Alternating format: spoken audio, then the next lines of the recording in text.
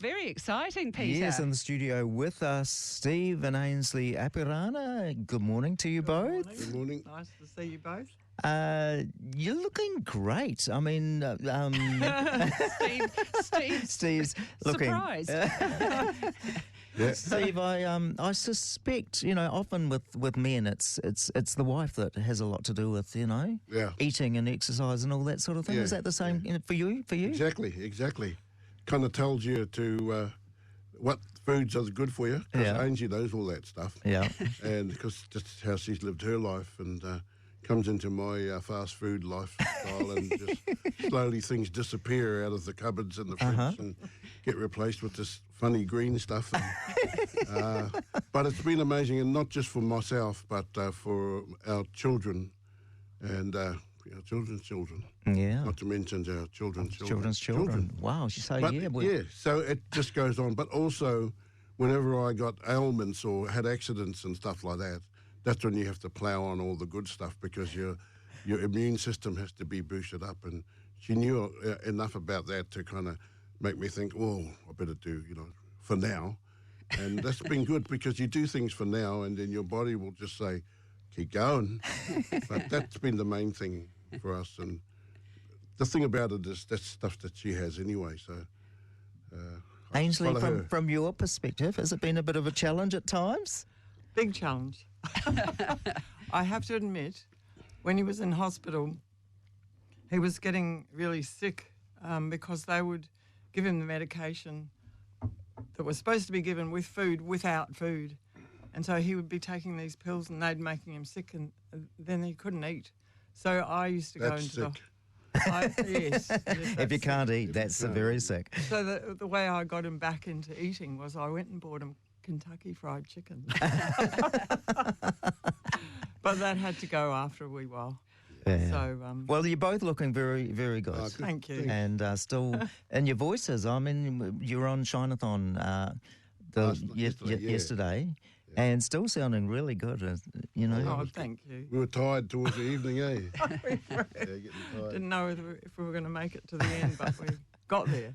Well, look, we have to play some music, and one that I love from Steve. It's Inevitable, and I always am amazed by this song, Steve, because it's a serious message. I mean, basically, if you don't get your life right, you're going to go to hell. I mean, it's a pretty full on message, and yet you do it in such an entertaining sort of way that somehow you can slip that message in.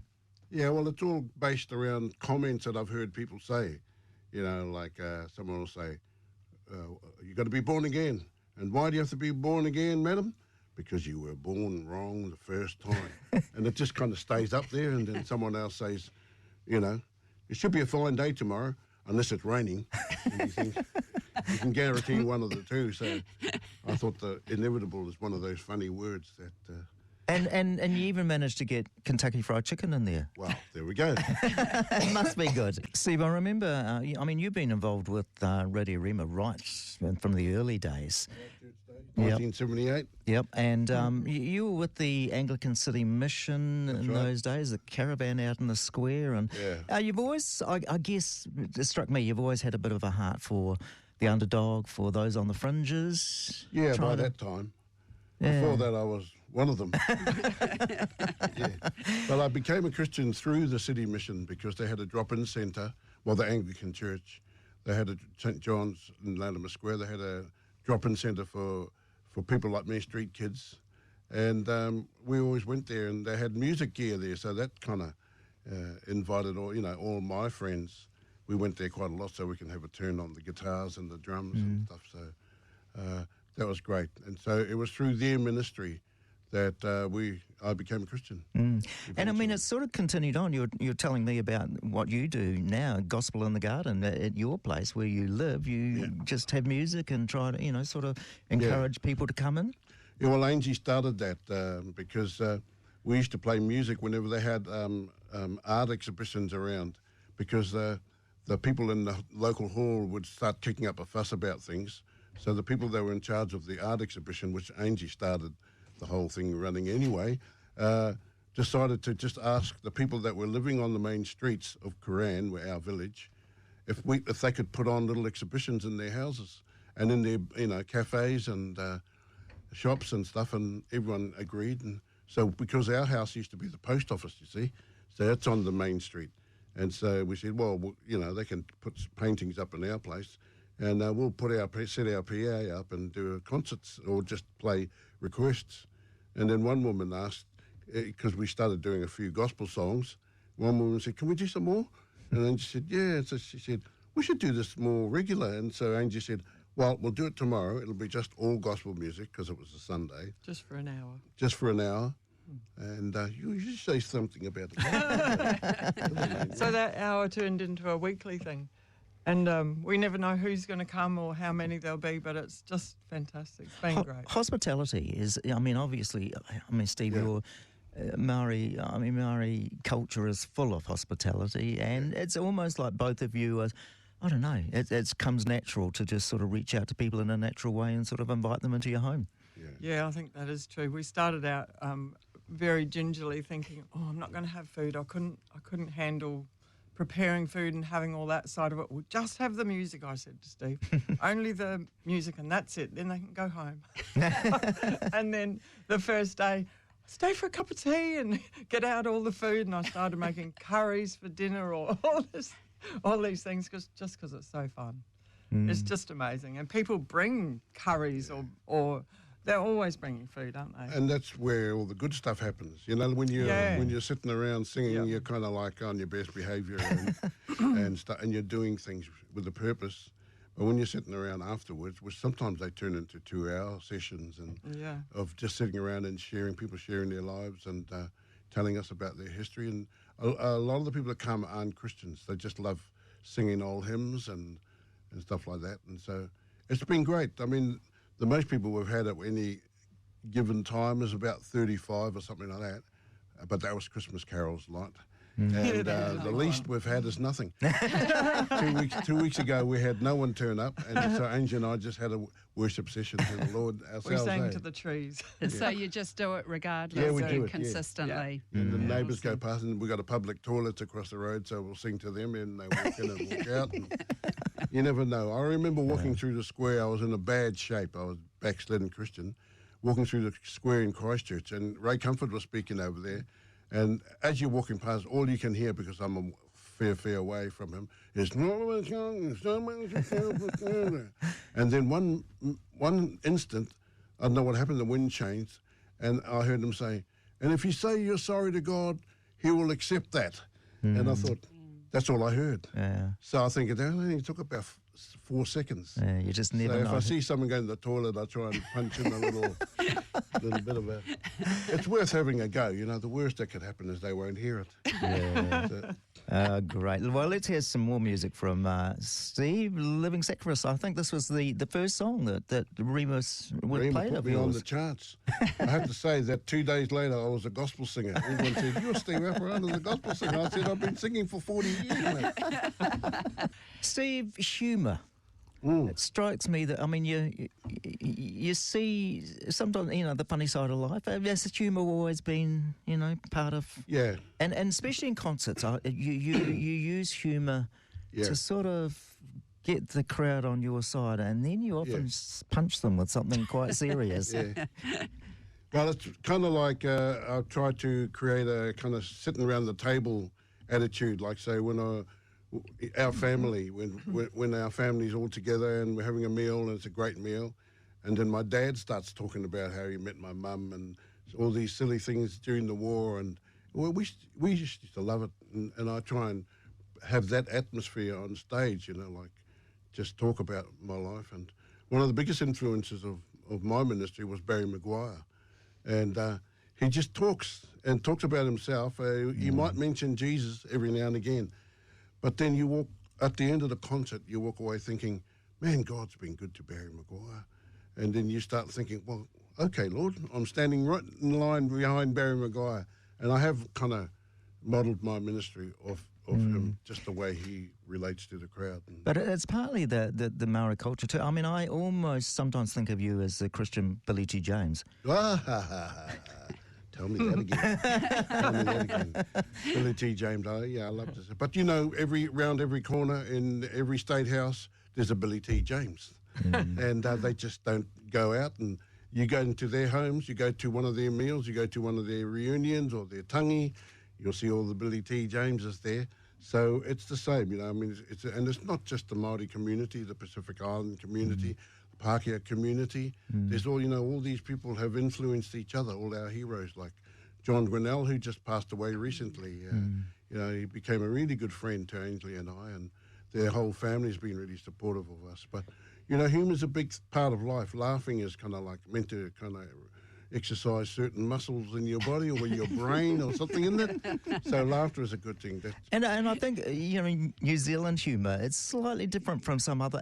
Has that been an issue for you when you've travelled overseas? Yes. Except the thing when you go to overseas, especially non-speaking places like Czech Republic or Slovakia, you stop using innuendos, you stop using jargons, you use your hands a lot more and your facial expressions, and you stop saying things like "I reckon," because no one knows what "reckon" means, and you know, and you stop saying, you know, you finish sentences like, "Gee, it's cold as." You know, everyone's waiting for you to finish that. Like, cold as what? You know, you're thinking, so that kind of thing. So you stop doing that. But you do learn it, and people will tell you sometimes. But it's just something like we sang in the Czech Republic, and I had this joke, you know, you feel as safe as a chicken in Kentucky. Nobody got it. And I found out that they don't have Kentucky Fried Chicken there. They might have it now. And people don't even know what it's just called KFC now. So they don't know what the K stands for. Yeah, of course. But it you know, it is. But like you said, Kiwi humour is very different, and not entirely, but you know, you can say things that only Kiwis will get. Same as in Australia. We've been in Australia for 30 years. Angie was born there and educated there and brought up there, and her family is, you know, her mum and dad are from Dunedin, and so there's kind of Kiwi, Australian, English, all merged into one. And then my family comes along, the Maori side of things, and hello.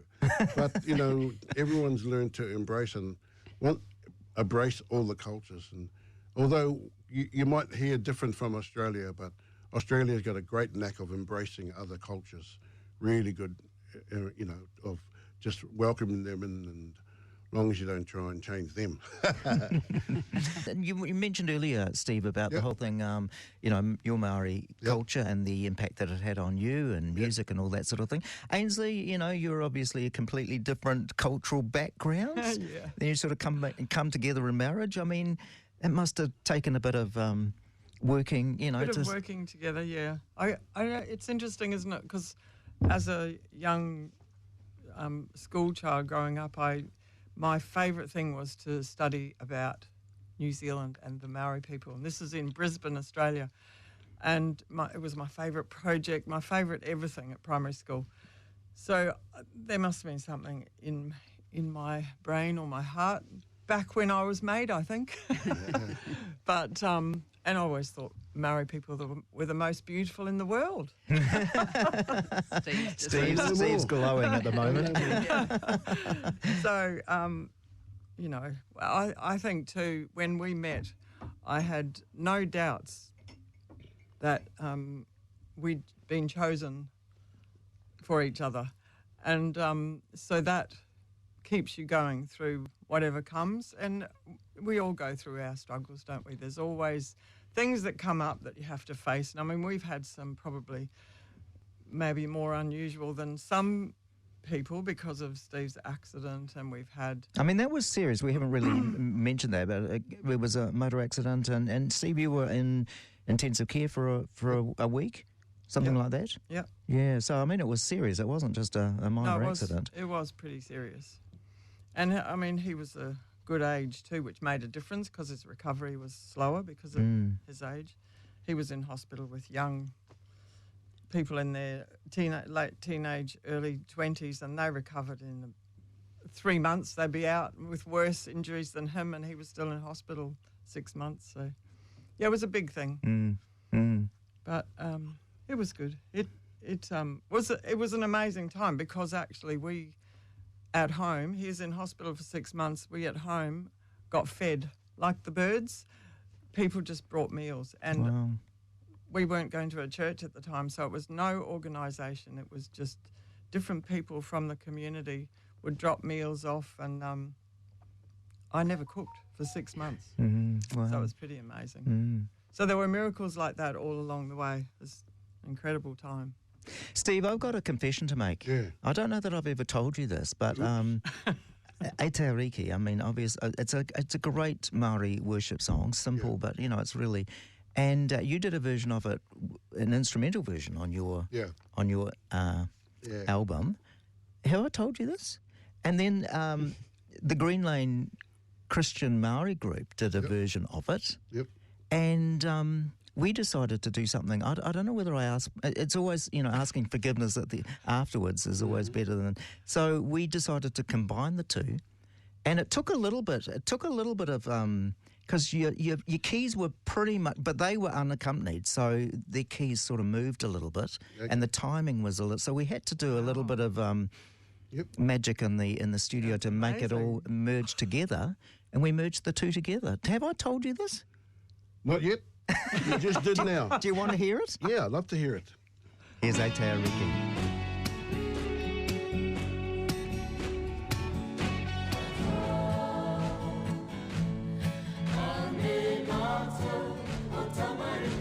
I think that's the first time you've heard that. Yeah, I thought it was great.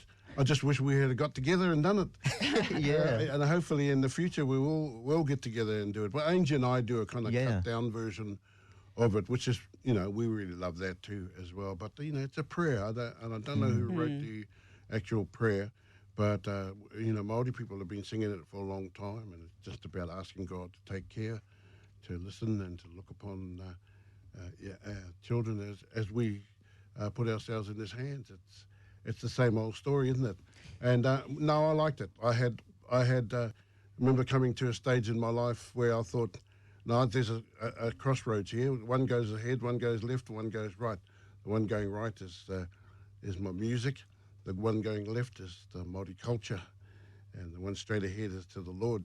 And I thought, I'll not go straight ahead. Which I'm very grateful, because I thought, because what's happened since then is that the Lord has taken me to both those roads again and made me visit my culture, because that was something that I was ready to drop. And He says, no. There's something. You were born Māori. You're born for it for a specific reason. He says, you're not going to get what I want you to have unless you go back and get that. You know, it's in your culture. And so to make you the whole person that I want you to be, you go back there. So Angie sent me off to a Maori culture group, a Maori language group, and stuff like that. And we were both going to do it, but they ended up with our kids. I'm supposed to come back and tell her what I learned, but I just got too lazy. I was watching TV. And the other thing was, from that point of view, went back into the music, so covered all the bases. So I was very grateful for that. But the cultural thing's very important to me, especially since New Zealand culture, and in particular Maori culture or Pacific Island culture, is becoming worldwide. The whole world is opening up to it. You know, you're getting all these movies like Moana and you know, all the things that are it's and in New Zealand, I mean, it's just blossomed, and you know, learning Maori in schools and all that sort of thing. So yeah, it's. So Steve's not the only musician, not the only songwriter in the family. So Ainsley, you're into the music and the songwriting as well. Tell us about that song. So this song started because all our friends seemed to be splitting up and going separate ways, and it was kind of, you know, a bit intense, all these couples splitting up, and good friends of ours, you know. So, you know, it's just me putting together a few words that kind of gave an alternative. Just find a way to make it work, because I think that you can, if you want to, if you look, there is always a way to make it work. But I think it takes commitment, and I don't think that these days necessarily people have that commitment, that especially the younger ones, they kind of live with, well, there might be something better out there. But I think what's made it work? Yeah, what's made it work for you two? Well, I think that was part of it, that we when we got together, we did make that commitment. This is not something temporary. It's for good. And what's made it work? We just make it work. Work through the hard times, accept that, you know, somebody might be having a hard time and they'll get over it. Well, the first song Angie and I ever sung together was one I wrote called Roost Song. And it's that whole thing, you know. Don't urge me to leave you. Where you go, I want to go.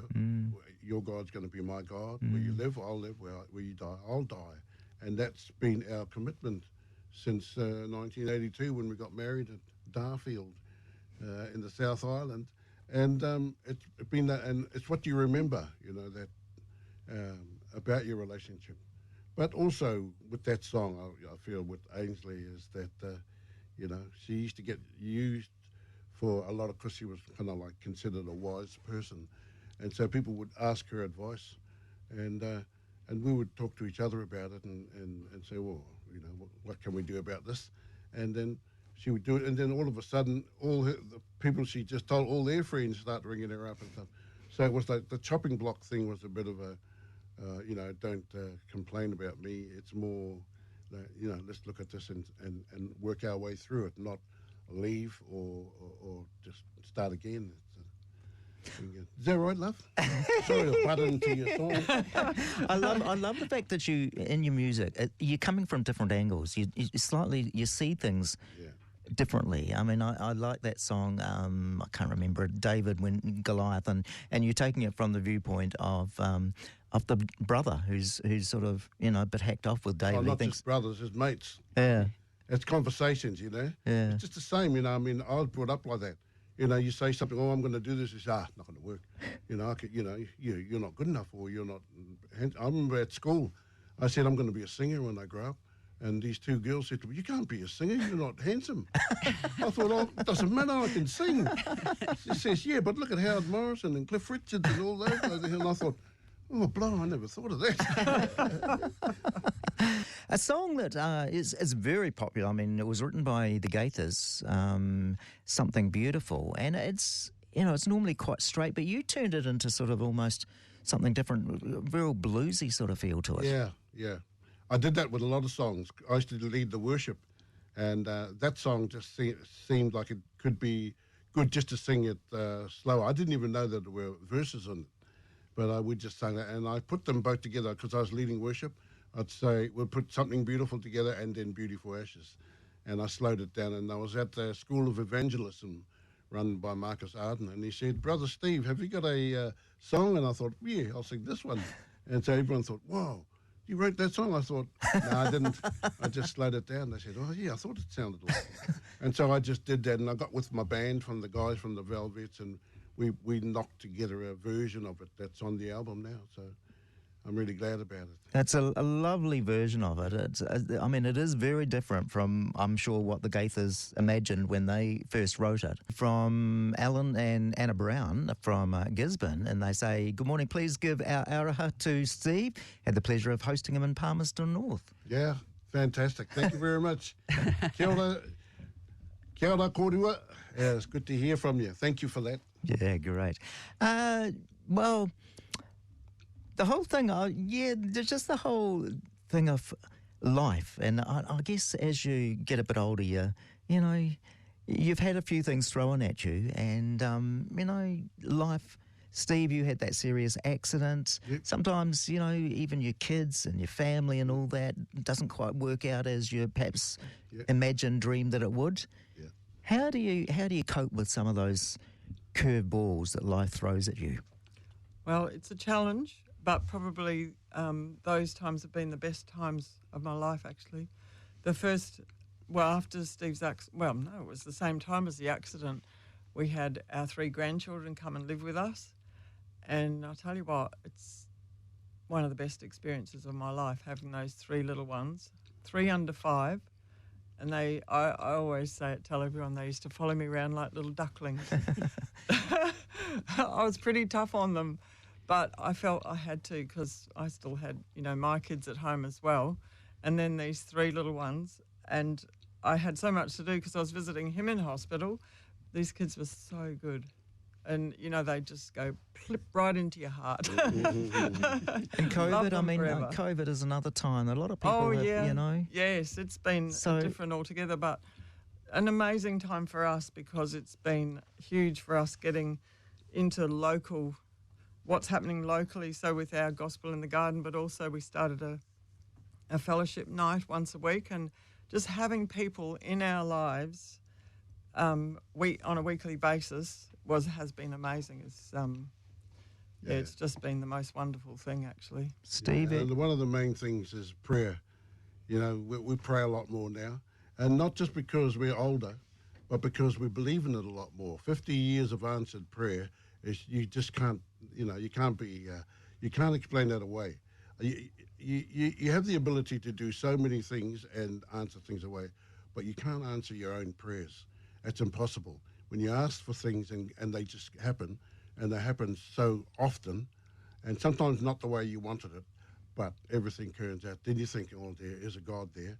And we believe it a lot more now than we have. And so it just puts our thoughts on God, you know. And you read about David who just strengthened himself in the Lord because his army's going to assassinate him. Yeah. And he just strengthens himself in the Lord. It's a great example. So Ainsley especially says, right, where's my guitar? Where's my flute?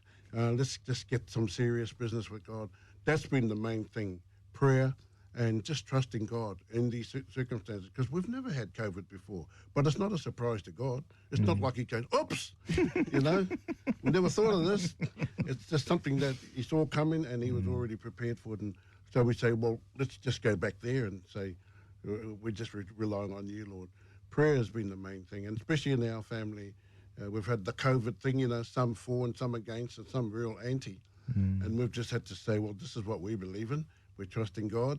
And we're just going to pray. And people say, oh, praying, good grief.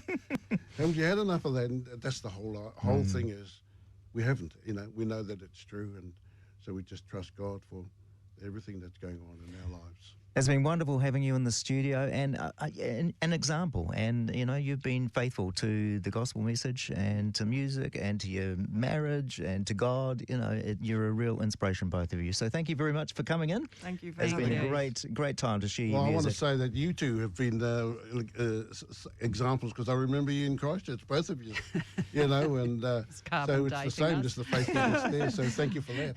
Part of the furniture. It's been great having you. Thanks for coming in.